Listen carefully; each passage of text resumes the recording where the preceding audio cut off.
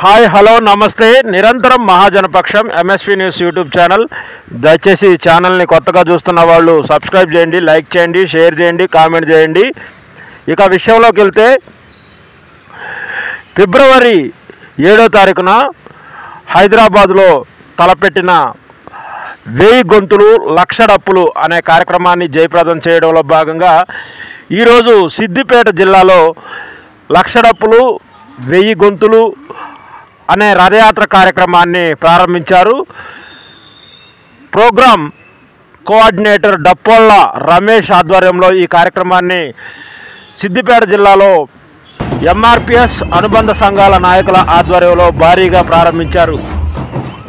ఈ సందర్భంగా జిల్లా అధ్యక్షులు లింగంపల్లి శ్రీనివాస్ ఆధ్వర్యంలో భారీ ప్రదర్శన నిర్వహించారు. మాదిగ మహిళా సమాఖ్య నేత జేపీ లత, అదేవిధంగా పలు అనుబంధ సంఘాల నాయకులు కూడా భారీగా పాల్గొని ఈ యాత్రను ప్రారంభించారు.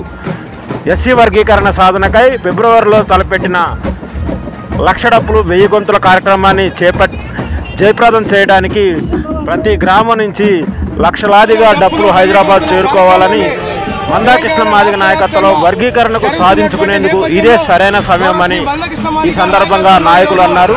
డప్పి ప్రదర్శనలతో సిద్దిపేట టౌన్ మారుమోగిపోయింది.